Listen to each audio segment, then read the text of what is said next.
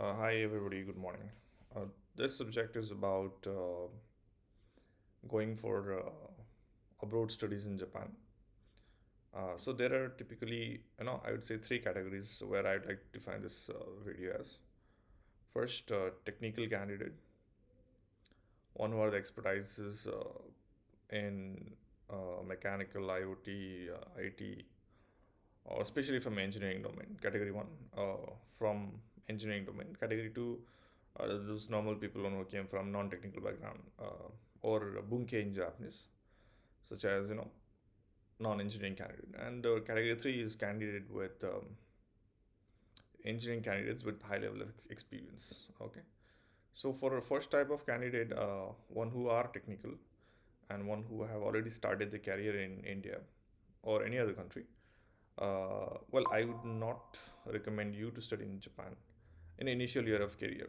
Okay, so let me give this with the real case of example. There was one of the SAP engineer, one who had a 3 years of experience. Okay, so as per the client's demand, the client was asking for 5 years of experience. Okay, so now being 2025, okay, he has a 3 years of experience, and he decided to go to Japan for abroad studies for 2 years, which he feel that is very reasonable, and that's very right. Okay, now we a person one who actually look at JD and client's requirement and client sentiment, we requested or what we thought is like he could have stayed in India and continue with his current job along with his JLPT, which is definitely possible, but he decided to leave his job. He thought to give a favor for his abroad studies, and he went there. Now, the possible situation that we can imagine in Japan is he will have to incur monthly expenses of maybe INR 1 lakh. Okay, so that's like JPY 16 mang. So wherein like the rent would be 5 mang, the telephone charges would be 1 mang, the gas bill, the joge sui dai, right? This is going to be again 1 mang. Your food is going to be actually 3 to 4 mang, right? And the extra expenses can occur, including the educational expenses. So you can ask the chat GPT what will be the monthly expenses. Now first thing is like he has to manage this yearly expenses of INR 12 lakhs. Like that could be a number, or it could be more or less. So there is going to be yearly expenses of 12 lakh, which either he has to earn or his family has to send. Now a lot of people listen to this asshole educational consultant, one who said that you can do a part-time job in Japan. Okay, yes, that's definitely possible. I totally do agree with that. When you do a part-time job, right, you get exhausted. Point number one, you get very exhausted, and you are not able to focus. Okay. Now, point number two, this educational consultant that they don't tell you is the Japanese educational system is, especially with language, they don't teach you heavily. Okay, so I feel that we come from a background where we take heavy doses of languages, as in like when I used to study, I used to study 10 words a day, five kanjis a day, and in Japan, the education with Japanese language is very much relaxed, right? You go to school for 3 hours in a day, and you study. So that's very slow pace. I personally feel that the Japanese school are very much slow pace in regards to the language. Okay, so now this SAP candidate, one who has a 3 years of experience, thinks to go to Japan. He thinks to put a break in his career, and thinks to take a loan. So the disadvantage is at this point where your career is going to climb at the peak, right? There is a career break. Okay, there's the expenses. When your family or your parents has already spent so much money up to your university, right? And again, they need to spend. So 3 years could be a good number in India, right? You may feel that's a very good number to go to Japan, but the average working age or Heikki Shiro Ninkan or like something like that, the average would be 12 point something years. Normal Japanese in Japan would work in the same company for at least 12 years or maybe for lifetime or maybe more than that, right? So 3 years is remarkably very less number I'm telling that there is no people in the market one will tell this. Okay, you may feel that 4 years, 5 years is still a good number, but the Japanese people see it's still less, which is weird, right? I mean, see, we are into an economy where we are developing, okay, where we just started developing, and Japan is the economy where where the father or grandfather might have given entire life to a company. So that's a difference. Okay, we feel that 3 years is high, and they feel that 3 years is very less. So there's a contrast, like how we put the things across. Okay, now let's come back to the topic again. So this candidates now need to take a loan. He need to put the career stain. Okay, there's a big gap in his resume that's gonna be, and there is a very difficult timings that that he will have in near future to get the job because he got stuck in a nick. Okay, now he cannot come beyond that to get a job. Well. I pray myself to be wrong. Okay, I desperately pray myself to be wrong and he to have a very good future. But job market in Japan is very tight. You'll be seen as a kid. I'll repeat this again. You will be seen as a kid in this regards when you have the Zairyu Shikaku as Ryugaku, which simply means that when your visa status is as Ryugaku, you'll have a status of Gakusei. Okay, so Gakusei is head to head meaning is student, right? But the social classification or social judgment is you are still a kid, one who live on the foot of your parents. Okay, so as long as you have that tag in the Ryugaku, in your Zairyu card you have a tag of that Ryugaku. People don't consider you as a shakaijin. So shakaijin is a word where I would use that corporate person. You're not earning for yourself. So that's a social tagline. So don't go for that tag. Okay. So if you want to go for tag in your Zairyu Shikaku, I would go as Gijin Koku, which is a working visa, right? So Gijin Koku is very good tag because that has a power like Godfather's power, right? My Bap power is what I'd say in front of the Ryugaku visa, because you can switch the job as any way you like. There'll be a lot of companies that will be able to support your visa whenever you want to change a job.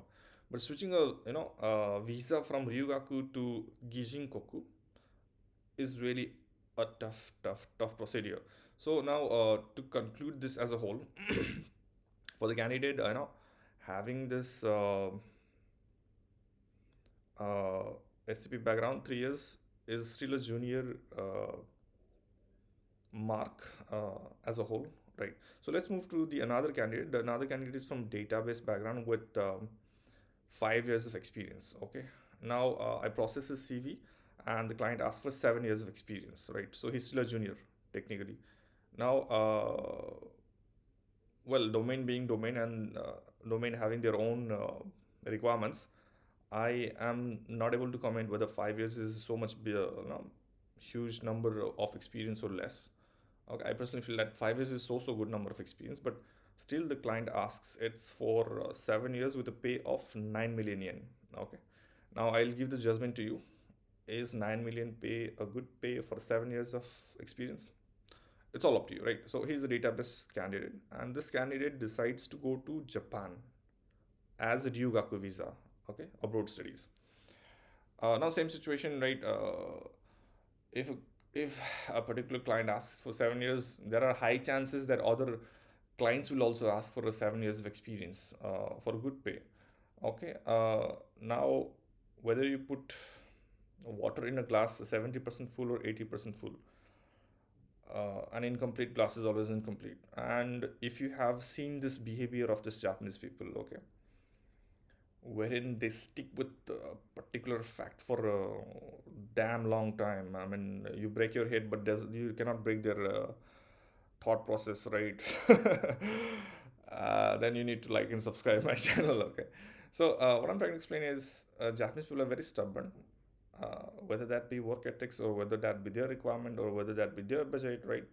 So when it comes to their periphery, they don't break their rules at any point of given time, right? So this is the same with the candidate requirement or job description, right? So you have a 5 years experience, client says it's less, so less, so that is the less. Client बोला कम है तो कम ही है, हम कुछ कर नहीं सकते भाई साहब. So this is the situation. Now I suggested him either to go in Japan in the same working visa, which will add 2 years of experience, wherein I already had the offer for him.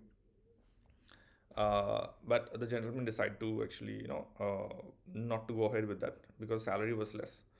So again, this comes to a point like a certain point wherein like the point is you have a tag of this working professional. Okay, you have tag of this working professional, and you have a tag of this student. Okay, the student is always on a smaller side than the working professional gentleman. Okay, that's how the social the hierarchy is made for some reason.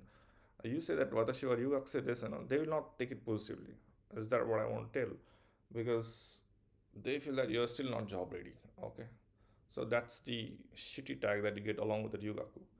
And some educational consultant do glorify this by saying, you are studying in Japan. Okay, so this is second category. Right now, let's go to another one. Sorry, this was the first category. Let's go to the second category. The second category is non-technical candidate. I would recommend you to go to Japan if it doesn't breaks your career. I mean, like for non-technical, there's not so much career consideration. I mean, like even if you work for 5 years here as a customer experience, you have to start from zero. That's for sure. Okay, so you have like 5 years of customer experience, and in Japan, like doing a customer experience job requires JLPT and one because you are head to head talking with a customer, and you need to know all the business language and paying respect and stuff XYZ, right? So if you're from non-technical, yeah, you can go in Japan. You can do a night shift. You can do overtime, and that doesn't basically create the career stain. That's totally fine. And but if you want to switch to technical side, I would recommend you to go and take CCNA or certificate because that's a great way to switch. Regardless, you're from arts background or commerce background, and if you take this CCNA certificate, okay, which is highly heavily weighted, okay, the client consideration is they consider it is very highly, okay, very high, much higher than me, most probably, right? So you, despite you're from non-technical to graduation, and then you go to a technical, and then if you take this networking certificate, right, the client praises it very highly, and that's a great suggestion from my side that you should go and take some networking certification such as CCNA, and then your offer letter is almost confirmed with 3.6 million starting, right? We can get it, not an issue. Now, the last category is like, we have professionals, one who have 7 years, 8 years, 9 years, one who are already industry expert, right? Industry desperately need him uh, at any cost. Now, they want to go to Japan. There is no restriction. You can go as the way you like, okay? But still, you may find the challenges wherein like client would ask for, this JLPT N3 and 2, which is normal in all the cases. Right. So let me summarize this entire video. The status of Zairyu Shikaku, status of residency in your residence card, has some hierarchy. Okay, as per the immigration and as per the Japanese mentality as well. I think this PR people, okay, age you can hold this. The PR people have the highest status. And then you have this highly skilled professional HSP visa. Then you have this working visa. And then there are Ryugaku visa. So you can check this in the MOFA site, MOFA, how many type of visa status are there. And there are something, that will actually really appeal you. Yeah, so happy Sunday. Thank you.